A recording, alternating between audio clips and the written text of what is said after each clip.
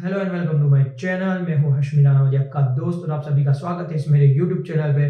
और गाइस, आज हम डिस्कस करने वाले ऐसे कौन से प्लेटफॉर्म्स अवेलेबल है जहां से हम एक अच्छी एंड्रॉइड एप्लीकेशन क्रिएट कर सकते हैं और एक सफल एंड्रॉइड डेवलपर बन सकते हैं। बिकॉज अभी जो एंड्रॉइड डेवलपमेंट का क्रेज है वो बहुत ही बढ़ चुका है। हर कोई अपने लिए, अपनी कंपनी के लिए एंड्रॉइड एप्लीकेशन क्रिएट करना चाहता है। बिकॉज एप्लीकेशन के थ्रू आप पैसे कमा सकते हैं, अपना बिजनेस कर सकते हैं। सो जो कोई भी अपने लिए एप्लीकेशन क्रिएट करना चाहता है अपने बिजनेस के लिए, ये वीडियो उन सभी के लिए है कि कहाँ से शुरुआत करनी चाहिए, कौन सी गलती हमें नहीं करनी चाहिए। तो गाइज, इस वीडियो को एंड तक देखिएगा, आपके सारे डाउट्स मैं क्लियर कर दूंगा। चलिए गाइज, बिना किसी टाइम वेस्ट के इस वीडियो को यहीं पे शुरू करते हैं।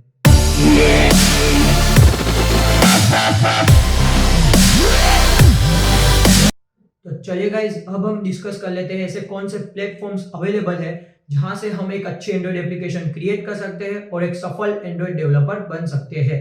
सबसे पहले मैं आपको बता दूं कि बिना कोडिंग किए कैसे एक एंड्रॉइड एप्लीकेशन क्रिएट की जा सकती है।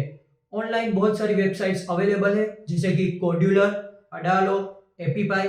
इस तरह के वेबसाइट्स पे आप बिना कोडिंग किए एक अच्छी एंड्रॉइड एप्लीकेशन क्रिएट कर सकते हो। यहाँ पे सिर्फ आपको अपना अकाउंट क्रिएट करना है और आप एक एंड्रॉइड एप्लीकेशन क्रिएट करने के लिए एलिजिबल हो जाओगे। यहाँ पे आपको सारी चीज ड्रैग एंड ड्रॉप करनी होगी, सारी प्रॉपर्टीज, सारे मॉड्यूल्स अवेलेबल होंगे, जैसे कि button, image view, text field, इस तरह के मॉड्यूल्स अवेलेबल होंगे। आपको ड्रैग एंड ड्रॉप करके आपका डिजाइन लेआउट क्रिएट करना है और साथ ही साथ कोडिंग भी आपको ड्रैग एंड ड्रॉप ही करनी है। जैसे फॉर एग्जांपल, आपको बटन पे क्लिक करने के साथ एक नोटिफिकेशन आनी चाहिए, तो आपको बटन की क्लिक इवेंट का कोड ड्रैग एंड ड्रॉप करना है और उसी के अंदर अलर्ट नोटिफिकेशन का कोड ड्रैग एंड ड्रॉप करना होगा। इस तरह आपकी नोटिफिकेशन वाला कोड क्रिएट हो जाएगा और साथ ही साथ आप डेटाबेस का कोडिंग भी ड्रैग एंड ड्रॉप करके यूज कर सकते हो और इसी तरह आपकी एक अच्छी एंड्रॉइड एप्लीकेशन क्रिएट हो जाएगी। लेकिन जब आपको अपने पर्सनल यूज के लिए, जैसे अपनी खुद की ऐप प्ले स्टोर पे अपलोड करनी है या फिर किसी लोकल क्लाइंट का प्रोजेक्ट क्रिएट करना है, तभी आप ये चीज यूज कर सकते हो। लेकिन मान लो आपको एज एन करियर या फिर एज अ जॉब या फिर किसी बड़ी कंपनी के लिए फ्रीलांसिंग करनी है, तो फिर आपको कोडिंग करके ही एंड्रॉइड एप्लीकेशन क्रिएट करनी होगी। अब कोडिंग के लिए आपको यूज करना होगा एंड्रॉइड स्टूडियो सॉफ्टवेयर।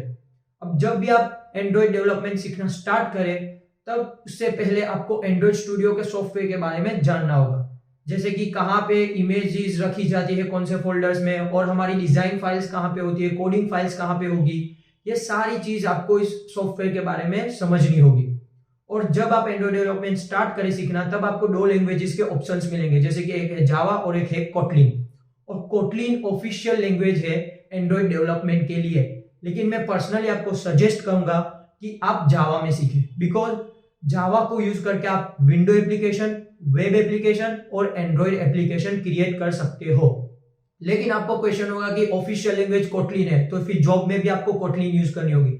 लेकिन मान लीजिए आप जावा में एक अच्छे प्लेटफॉर्म पे पहुंच चुके, एक अच्छे एंड्रॉइड एप्लीकेशन क्रिएट कर सकते हो, आपके कॉन्सेप्ट सारे क्लियर है, तो फिर आपको कोटलिन में ज्यादा से ज्यादा 2 से 3 दिन लगने वाले हैं सीखने के लिए। सिर्फ सिंटेक्स चेंज होगी, लॉजिक और कॉन्सेप्ट सारे सेम होने वाले हैं। सो आप जावा में बिना किसी दिक्कत के एंड्रॉइड एप्लीकेशन क्रिएट करना सीख सकते हो।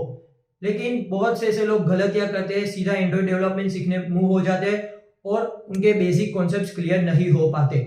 और जब एडवांस एप्लीकेशन के बारे में सीखना स्टार्ट करते हैं, इंप्लीमेंट करना स्टार्ट करते हैं, तब वो फ्रस्ट्रेटेड हो जाते हैं और सीखना छोड़ देते हैं। लेकिन मैं आपको सजेस्ट करूंगा कि एंड्रॉइड डेवलपमेंट सीखने से पहले आपको जावा के बेसिक कॉन्सेप्ट्स और ऊप्स कॉन्सेप्ट्स, ऊप्स यानी ऑब्जेक्ट ओरिएंटेड प्रोग्रामिंग, इन दोनों के कॉन्सेप्ट्स आपको क्लियर करने होंगे। सारे जावा के बेसिक कॉन्सेप्ट्स और ऊप्स कॉन्सेप्ट को सीखिए, इंप्लीमेंट कीजिए, प्रैक्टिस कीजिए। जब आप अच्छे से सारे मॉड्यूल्स को समझ जाए, देन ओनली एंड्रॉइड डेवलपमेंट सीखना स्टार्ट कीजिए।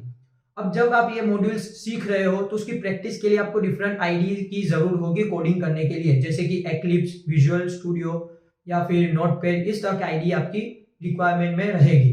बट मैं आपको पर्सनली सजेस्ट करूंगा कि आप जो कोडिंग की प्रैक्टिस कर रहे हो, वो भी आप एंड्रॉइड स्टूडियो सॉफ्टवेयर में ही कीजिए। बिकॉज इससे आपको 2 फायदे होने वाले हैं। पहला कि आपके जो लैंग्वेज के कॉन्सेप्ट है, ऊप्स कॉन्सेप्ट है, वो क्लियर हो रहे हैं, और साथ ही साथ आप एंड्रॉइड स्टूडियो सॉफ्टवेयर के साथ भी फेमिलियर हो जाएंगे। कहाँ पे सारी फाइल्स रखी जाती है, किस तरह उनका स्ट्रक्चर रहेगा, ये सारी चीज आप प्रैक्टिस करते समय ही सीख जाएंगे। और जब आप एंड्रॉइड एप्लीकेशन एडवांस लेवल की क्रिएट करना शुरू करोगे, तब आपको कोई भी दिक्कत नहीं होगी सॉफ्टवेयर से रिलेटेड। तो मैं पर्सनली सजेस्ट यही कहूंगा, कोडिंग प्रैक्टिस भी आप एंड्रॉइड स्टूडियो सॉफ्टवेयर में ही कीजिएगा। आई होप ये वीडियो आपको अच्छी लगी होगी और सारे मॉड्यूल्स आपको क्लियर हो गए। अभी भी आपको कुछ समझ में नहीं आया तो मुझे इंस्टाग्राम पे मैसेज करके बता सकते हैं, मैं आपके सारे डाउट्स क्लियर करने की पूरी कोशिश करूंगा। तो चलिए गाइस, मिलेंगे अगले वीडियो में, तब तक के लिए बाय बाय, सी या, have a good day, stay safe and stay healthy.